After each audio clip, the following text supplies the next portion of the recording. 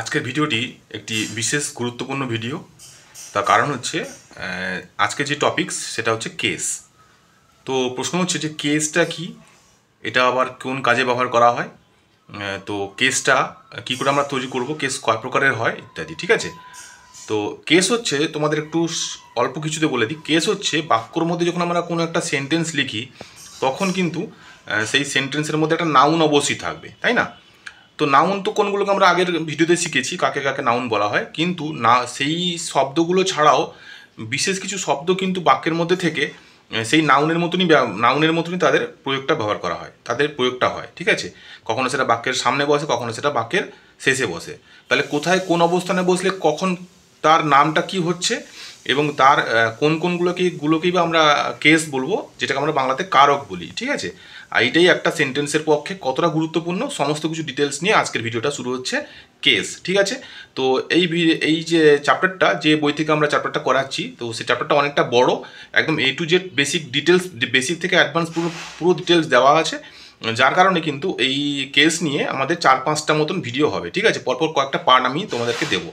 তো প্রত্যেকটা পার্ট তোমরা গুরুত্বপূর্ণ আছে এবং প্রত্যেকটা পার্ট তোমরা মন দিয়ে অবশ্যই দেখবে। আশা করি তোমাদের দেখার পরে তোমাদের কেস নিয়ে পুরোপুরি একবারে ক্লিয়ার হয়ে যাবে ধারণা। ঠিক আছে, তো চলো আজকের প্রথম ভিডিওটা আমরা শুরু করি। এই চ্যানেলটাতে আমরা এই যে বইটা দেখতে পাচ্ছ তোমরা, এই treasure trove for English learners, DP ভট্টাচার্যের লেখা।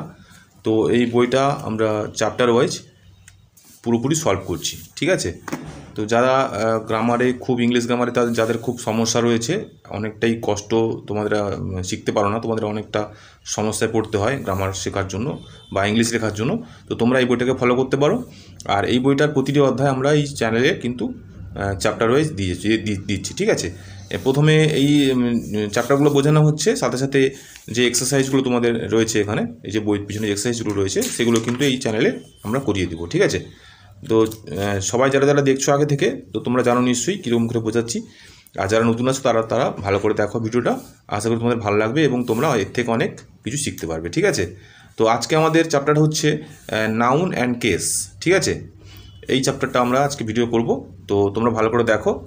এই চ্যাপ্টারটা বিস্তারিতভাবে A to Z আলোচনা করছি। ঠিক আছে, তো দেখো এখানে বলছে যে কোনো বাক্যে নাউন বা নাউনের মতো আচরণকারী শব্দের সঙ্গে, তাহলে নাউন বা নাউনের মতো আচরণকারী শব্দের সঙ্গে ওই বাক্যটির অন্যান্য অংশের যে সম্পর্ক থাকে তাকে ইংরেজিতে কেস বলা হয়। ঠিক আছে, তো নাউন কাকে বলে, নাউন নিয়ে আমাদের চ্যানেলে ভিডিও রয়েছে, তো তোমরা দেখে নিতে পারো নাউন কাকে বলে, কয় প্রকার এবং কী কী। ঠিক আছে, আর এই নাউন হচ্ছে আমাদের বাক্যের মধ্যে কিন্তু সাবজেক্ট আকারেও বসে। ঠিক আছে, নাউনের 5 প্রকার নাউনের অবস্থান রয়েছে, সেই অবস্থানের মধ্যে একটা অবস্থান কিন্তু সাবজেক্ট আকারেও বসতে পারে। ঠিক আছে, তো তাহলে কি বলছে, নাউন কিংবা নাউনের মতো আচরণকারী কোনো শব্দ হতে পারে, সেটার সঙ্গে বাক্যটা, একটা যদি বাক্য লিখি আমরা, সেই নাউন কিংবা নাউনের সঙ্গে আচরণকারী শব্দের সঙ্গে বাক্যর অন্য অংশে যে সম্পর্ক থাকবে তাকে কিন্তু কেস বলা হয়। ঠিক আছে, আচ্ছা, এবার কেস প্রথমত 3 প্রকার। একটা হচ্ছে নমিনেটিভ কেস বা কর্তৃকারক, আর অবজেক্টিভ কেস বা কর্মকারক, এবং পজিটিভ কেস বা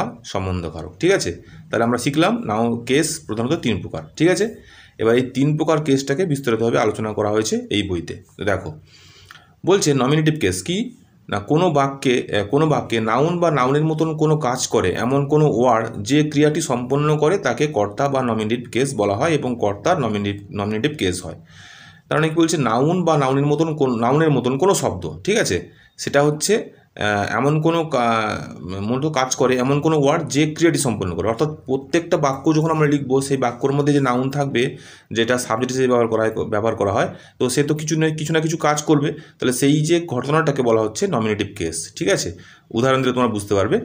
এখানে দেখো দিয়েছে, বিলু মাঠে ফুটবল খেলে, তাহলে Bilu plays football in the field. ঠিক আছে, তাহলে এখানে আমরা দেখতে পাচ্ছি কি, বিলু এটা একটা নাউন।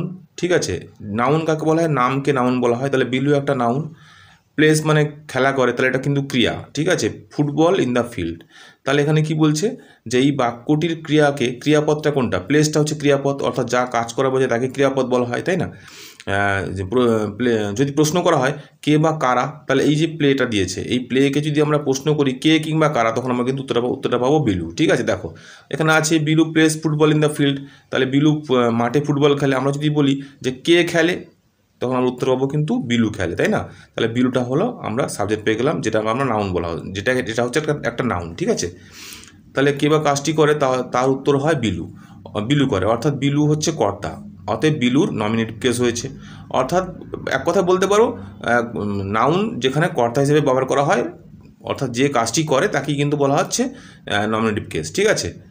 আচ্ছা, আশা করি বুঝতে পারলে। এবার নেক্সট দেখো কী বলছে, অবজেক্টিভ কেস। কী বলছে, কোনো বাক্যে নাউন বা নাউনের মতন কোনো পদ কোনো ট্রান্সিটিভ ভার্বের অবজেক্ট রূপে ব্যবহার করা হলে সেই পদটি অবজেক্টিভ কেস বা কর্মকারক হিসেবে ব্যবহার করা হয়, ঠিক আছে? তাহলে কি বললো, আগে দেখেছি কি এটা ভার্ব দেখতে পেয়েছি।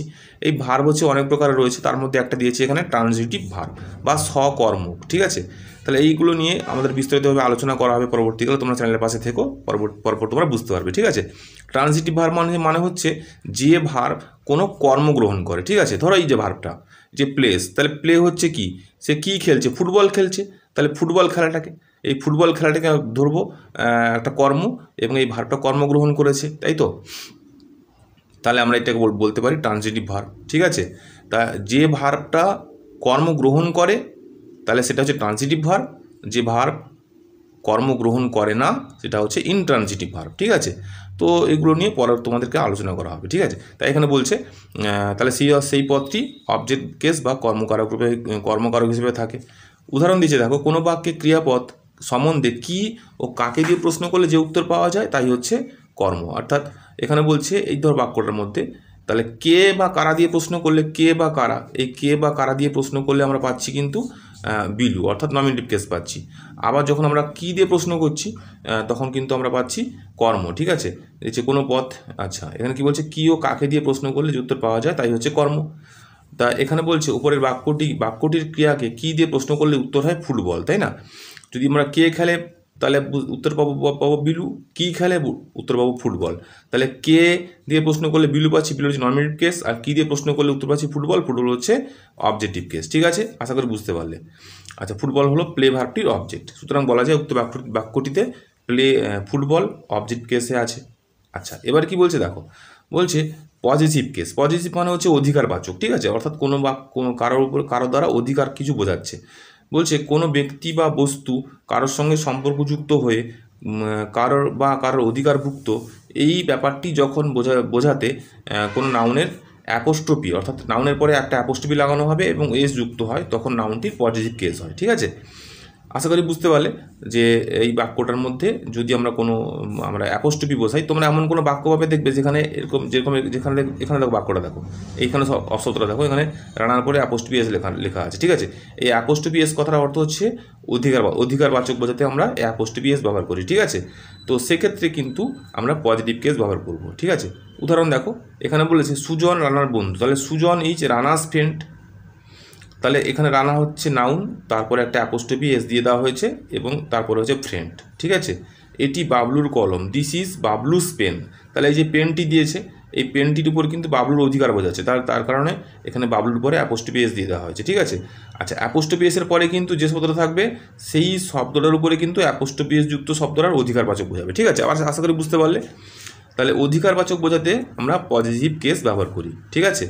প্রথম বাক্যে রানাস ফ্রেন্ড বলতে ফ্রেন্ডের সঙ্গে রানার সম্পর্ক বোঝাচ্ছে, দ্বিতীয় বাক্যে বাবলুস পেন বলতে পেনটি বাবলুর অধিকারভুক্ত, এই কথা বোঝানো হচ্ছে। অতএব বলা যায় রানা ও বাবলু এই নাম দুটি পজিটিভ কেসে আছে, ঠিক আছে? তো আশা করি পজিটিভ কেস সম্বন্ধে তোমরা বুঝতে পারলে ভালো করে যে পজিটিভ কেস কী এবং পজিটিভ কেস কয় প্রকার এবং কী কী, ঠিক আছে? এরপরে তোমাদের যেটা আলোচনা করা হবে সেটা হচ্ছে এই নমিনেটিভ কেস কোথায় কোথায় বসছে এবং কিভাবে বসছে, ঠিক আছে? তো আজকের ভিডিওটা আমরা এইটুকুই শেষ করছি।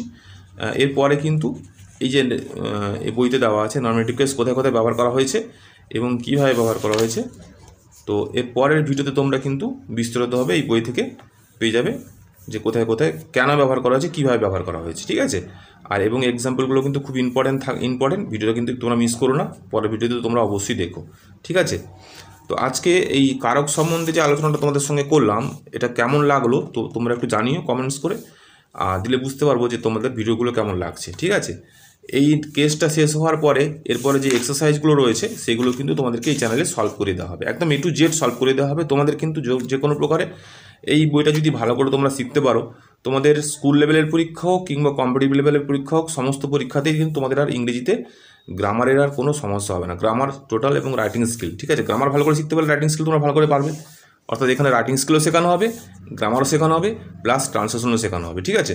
তো তোমরা ভালো করে, যারা একেবারে পিছিয়ে আছো তারা কিন্তু অবশ্যই চ্যানেলটিকে ক্রমাগত ফলো করো এবং সাবস্ক্রাইব অবশ্যই করে নাও, আর চ্যানেলটিকে শেয়ার করো, যাতে তোমাদের মধ্যে যারা যারা ইংলিশে এরকম দুর্বল আছো তারা কিন্তু এই বইটি থেকে, এই বইটি হয়তো সকলের নেই বা হয়তো কিনতেও পারছো না, তো এই চ্যানেল থেকে তোমরা এই বইটির পুরো রিভিউটা পেয়ে যাবে এবং চ্যাপ্টার ওয়াইজ তোমরা প্রতিটা চ্যাপ্টার অধ্যায় ভিডিও পেয়ে যাবে, ঠিক আছে। তো আশা করি বুঝতে পারলাম। আর কেমন লাগলো তোমরা অবশ্যই কমেন্টসে জানিও। পরবর্তী ভিডিওর জন্য অপেক্ষা করো, এর পরবর্তী চ্যাপ্টার থেকে খুব শীঘ্রই আমরা নিয়ে আসছি, ঠিক আছে। তো ততক্ষণের জন্য টাটা।